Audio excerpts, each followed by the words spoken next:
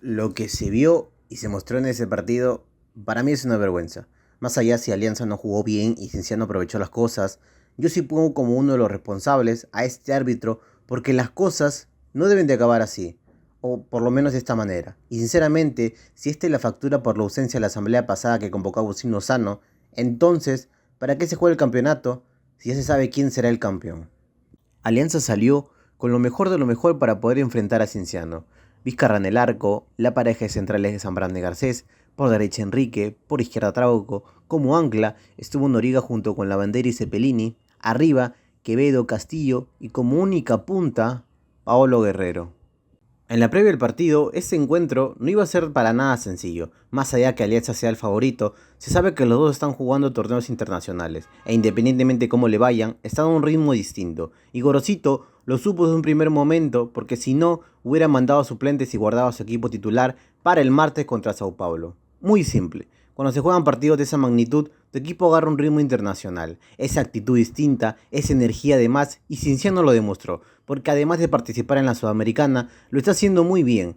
No ha perdido ningún partido y ha rescatado encuentros importantes de visita que lo tenía perdido. Y Alianza también, así que por ningún lado la victoria era un hecho. Como digo, más allá del favoritismo de Alianza, que esté de local y sobre todo que enfrenta a un equipo de altura, el partido estaba para cualquiera.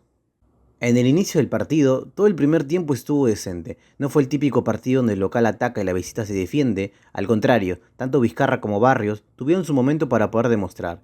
Pero lo que sí brilló por su ausencia fue el medio campo. Para ningún equipo, el medio fue importante. Tanto Alianza como Cienciano, su juego fue directo. Nada de agruparse o asociarse, simple y directo. Tocar y llegar al arco.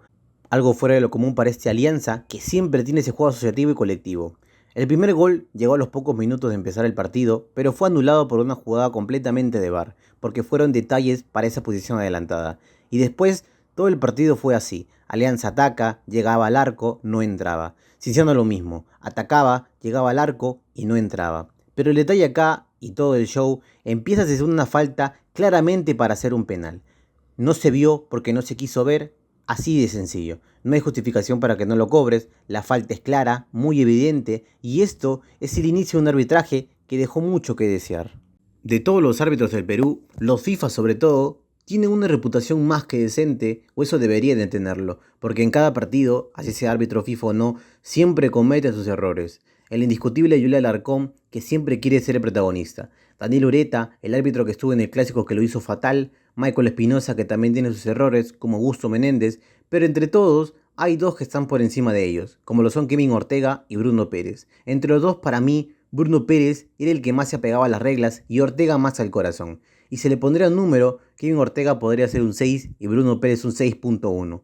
Prácticamente por simples detalles estaba primero, pero lo que acabo de ver y presenciar se me cayó completamente, porque esto ya no es coincidencia, cosas como esa no suceden porque sí, siempre hay un motivo, y no quiero pensar que el motivo fue la simple oposición que tuvo Alianza contra el presidente de la federación, donde no acepta absolutamente nada de su gobierno porque todos sabemos que es una porquería, no es necesario presentar algo.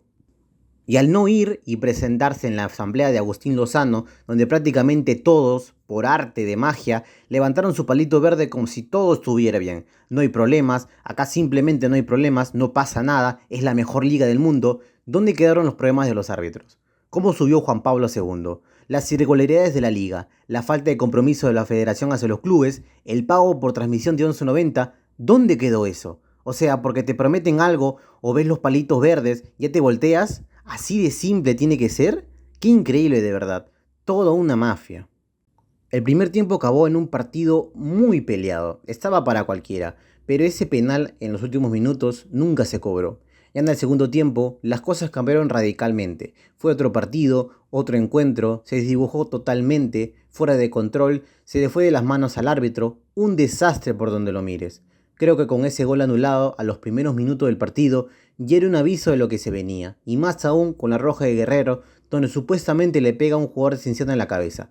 Por alguna razón, roja fue su primera opción y ya desde ahí creo que cualquiera puede pensar o puede sentir que algo se está cocinando. Ya tenías el primer ingrediente del gol anulado, el siguiente era el penal no cobrado y ahora la supuesta roja por golpe en la cabeza. Algo muy inimaginable porque la situación no meritaba eso. La tarjeta era muy discutible, pero aún así le sacaron. Estas situaciones ya no eran una casualidad o fortuitas, ya venían con una segunda intención. Y el plan para erradicar y desvirtuar todo llegó en el preciso momento donde Cristian Cueva ingresó en el campo. Al minuto 70 inició todo.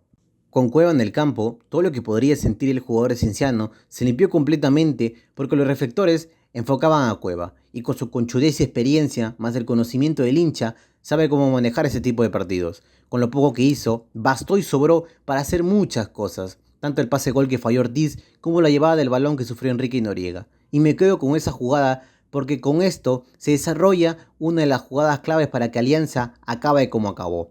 Cueva ganó la falta y es el mismo en ejecutarla. En un centro al área, Zambrano ejecuta el despegue del balón, pero indudablemente tenía que ser una falta. Creo que era muy complicado no hacerla. Zambrano salta con los codos extendidos y al momento del contacto con el balón choca con Baloyes, donde le proporciona un golpe haciéndolo sangrar. Y con esto, Bruno Pérez tenía el plato servido como si se tratara de una planta carnívora esperando a varias moscas. Todo lo que no podía hacer, ahora era algo sencillo en ejecutarla. Y con justa razón, Zambrano se había cometido una falta. Era evidente que el penal era un hecho y Bruno Pérez lo terminó cobrando. Pero lo que sí es raro es por qué cobras a uno y al otro no. Muy curioso, ¿no? O sea, Zambrano salta con los codos levantados, yo sé que no lo ve, pero siente que alguien está ahí y ejecuta la acción dejándolo su regalito. Eso lo hace cualquiera que tenga la oportunidad. Pero si vas a cobrar a uno, ¿por qué no le cobras a Guerrero? Incluso lo de Guerrero fue más obvio, lo estaba agarrando por mucho tiempo en tu cara y con Zambrano hasta se puede discutir porque saltó como si estuviera impulsándose a sacar el balón. Y si no fuera por el VAR y sobre todo la sangre, jamás lo cobras. Eso es uno. La otra es la roja de Guerrero, que sí o sí querías votarlo. Otras son las amarillas de la nada, como con Gorosito, que te dice que no era roja y le sacas amarilla. O como Castillo, que no le hace nada al jugador, se cae y es amarilla para Castillo, porque se resbaló con un charco. O sea, prácticamente de la nada. Y no hay excusas porque Cinciano hacía lo mismo. Mucho tiempo muerto, cortando jugadas de la nada, y cuando te tocaba cortar, las seguías, desfavoreciendo totalmente a Alianza. Otro detalle es que Alianza no jugó para nada bien, estuvo muy mal, impreciso, perdió todo el juego, no le salió nada en el campo, no le vino bien esa semana de vacaciones. Cienciano por su parte vino a hacer su partido, siendo Arias y Torrejón los jugadores más importantes del papá. Anularon por completo a Cepelini, Noriega perdía los balones en una zona segura, la bandera no pudo demostrar nada, Enrique muy flojo por momentos, solo teniendo chispazos con los centros que ejecutaba, Castillo y Quevedo querían hacer algo pero no les salía, y los demás estaban haciendo lo que podían. Y con esto tampoco hay excusas, ese partido era para cualquiera, si ganaba Alianza estaba bien, y si ganaba Cienciano también estaba bien, porque los dos habían hecho los méritos necesarios para poder ganarlo. Cinciano no vino a encerrarse atrás y conseguir el empate. Ellos, desde un primer momento, fueron a ganarlo, con esa misma confianza formada por los partidos de Sudamericana y con esa misma convicción de lograr puntos en partidos perdidos. Salieron a buscar resultados y la respuesta está en los cambios. Metieron a Didier Latorre, Joao Ortiz, Noroña, Palomino, el mismo Cueva, jugadores que no son para defenderse buscando el empate, sino jugadores creativos y de ataque que averigüen cómo poder ganarlo. Pero toda esa gesta fue opacada por las decisiones del árbitro. Cobrar un penal y al otro no, te saca de tus casillas. A cualquiera, y más aún si esa falta fue hacia ti. Todo lo que hizo Cienciano tiene su mérito porque no dejaron entrever nada, siempre con el objetivo de conseguir los 3 puntos. Pero por cosas como estas, el mérito y el reconocimiento queda en tercer plano, porque lo que importa son las acciones cometidas por el árbitro, que dejaron más dudas que respuestas.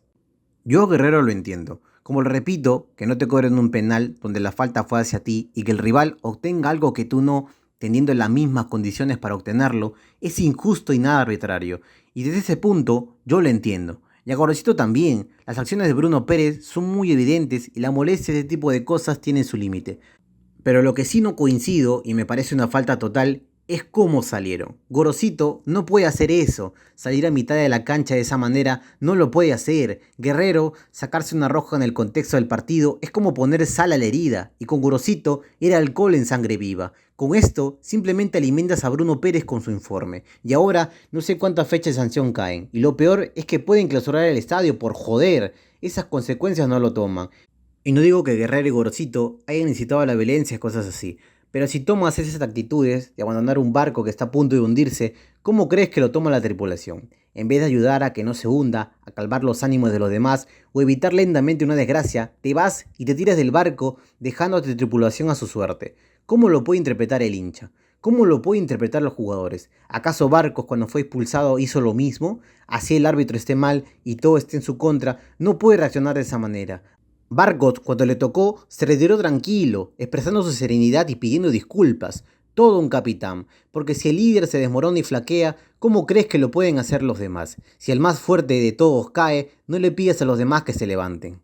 Alianza tiene esa grandeza en su sangre. Lo demostró cuando le ganó a Nacional, cuando pasó la llave con Boca, cuando enfrentó a Iquique haciéndolo tambalear, rescató un empate en Brasil cuando la derrota estaba cantado y muchas cosas más, donde supo demostrar qué tan grande es este equipo. Pero a él le faltó esa grandeza para saberlo perder. Que se vaya Guerrero de esa manera y Gorosito de esa forma hace que la culpa por perder el partido no sea del mismo Alianza, sino del árbitro. Que tuvo la intención de hacerlo perder, eso está claro. Pero si Alianza hubiera ejecutado los goles y entrado con una mentalidad distinta, pensando en la falta de la asamblea pasada, se hubiera ahorrado muchas cosas, pero los agarraron de sanos, pensando que todo estaba bien. Y con esto hay que hacer una autocrítica, porque el partido más difícil no fue este, sino lo que se viene el día martes. Este ya es otro nivel, es otro rival, es otra competencia, y no creo que Sao Paulo se deje empatar de la misma manera.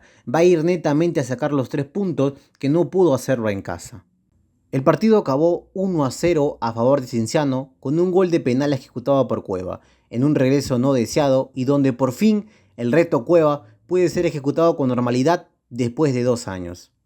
El próximo partido de Alianza es contra Sao Paulo este martes en Matute. Alianza tiene su último partido de local por Copa Libertadores. Ya se enfrentó a Libertad en Lima perdiendo y a Talleres ganando por 3-2. Sao Paulo está presentando los mismos síntomas que pasó previamente con Alianza. Antes de enfrentarse en Brasil, tuvo un partido con el Atlético Mineiro donde quedó empate 0-0. Y los siguientes 3 partidos tuvo puros empates. Empató con Alianza 2-2, con Cruzeiro 1-1 y con Botafogo 2-2. Y ahora es prácticamente igual, teniendo su último partido un empate 0-0 contra Fortaleza. Mi resultado final es que Alianza no pierde. Esto no es igual contra Cienciano, es otro rival, es otro nivel, es otra mentalidad y exigencia. Y como Gorosito ya lo tiene preparado y repasado 1000 veces en su mente, Alianza va a salir a pelear a cualquiera de tú a tú, así el rival sea un gigante de 40 metros y tú un hombre de 1,50 m. Sube el día, tampoco se quedará atrás. El empate en Brasil lo sintió más a derrota porque la victoria lo tuvo ahí, quemándose el pan en la puerta del horno. Solo espero que Alianza pueda meditar y llegar relajado y enfocado porque el partido es clave para elegir 2 caminos. El camino de la gloria eterna o el agrandado que volvió a su dura realidad. Espero que les haya gustado. Y sí, me olvidé de saludarlos. Así que les deseo muy buenos días, muy buenas tardes y muy buenas noches.